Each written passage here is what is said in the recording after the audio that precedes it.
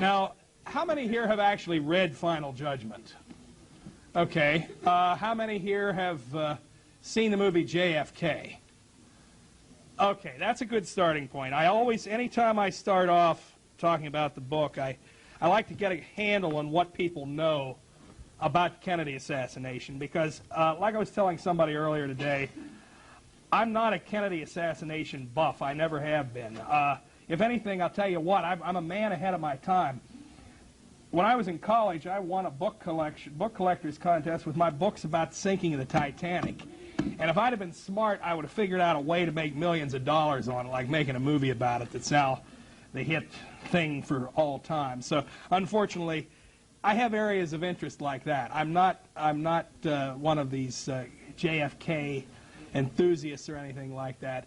I've read virtually all the mainstream books in the subject. You know, I never had any real strong views about it one way or another. So you can't paint me in that corner. Now, you can, I suppose, paint me in the corner of being a quote-unquote right-wing lunatic or a right-wing nut because I work for the Spotlight. But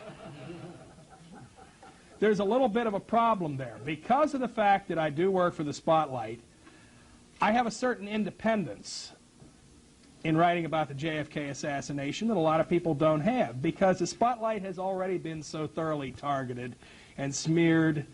It's anti-Semitic, it's Holocaust denial, all this and that. We've all heard it. You know all the stories. So anything I write is automatically suspect anyway. So I really am probably one of the few people in the country who could, if in fact the Israeli Mossad did kill John F. Kennedy, as I believe they did, or they played a part in the conspiracy, I should say, I'm probably the only person in the country who has the luxury of being able to write a book on the subject and then still get up in the morning and go to my job and know that I won't be fired for writing the book. So there's a lot of other people who have looked into the JFK assassination who know precisely what I have talked about in the book. They know it's true, but they won't touch it with a 10-foot pole because these people don't work for an independent newspaper like the Spotlight. Some of these people, you know, one guy's he was a college professor down in Texas. There's a couple people who are newspaper men or they're, you know, computer analysts or something. They work for organizations and companies that if they wrote a book and they told everything they knew, their company would get a phone call from, dare I say it, the Anti-Defamation League of B'nai B'rith, and the ADL would say, you know, one of your employees is saying that the Mossad was involved in the Kennedy assassination and your customers wouldn't like that. So you see, there's where my independence comes in. I have the luxury of being able to say this. Am I right?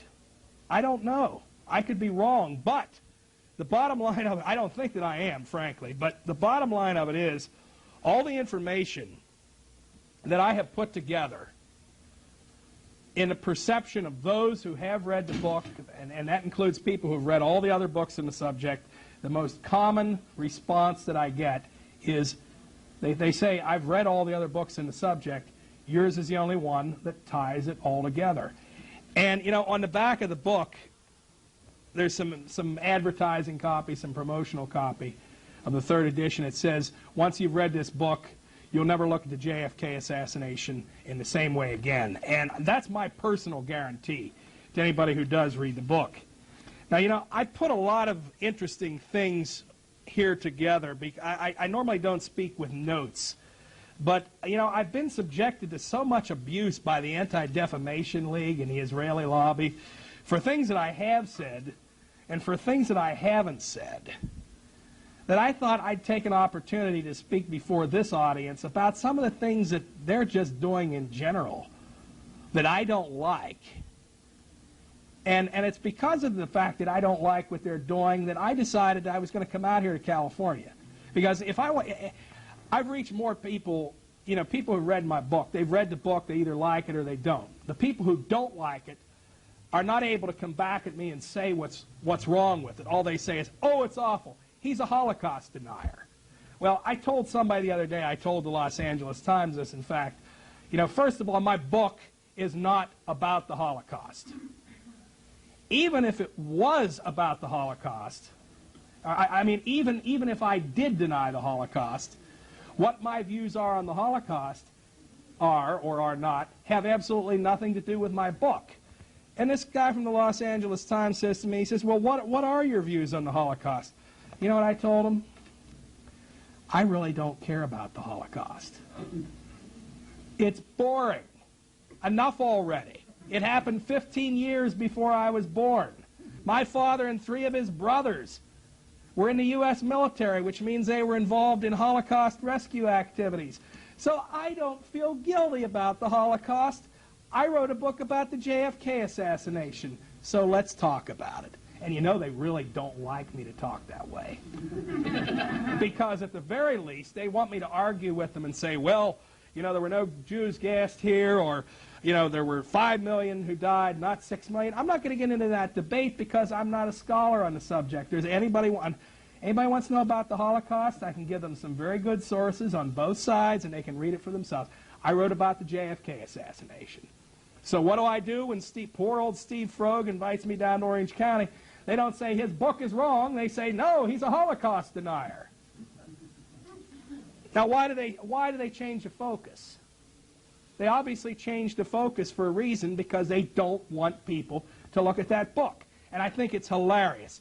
The very week that this happened, when they kicked up such a fuss, that was Banned Books Week, sponsored by the National Library Association. Now, I kind of find some irony there. I don't know if the ADL does. I don't think they do. I don't credit the ADL with thinking like normal human beings, because the people who constitute that organization, it is a criminal organization. They're not like we are. They're not like anybody else, for that matter. But like I say, I obviously have said some things that they don't like, and it must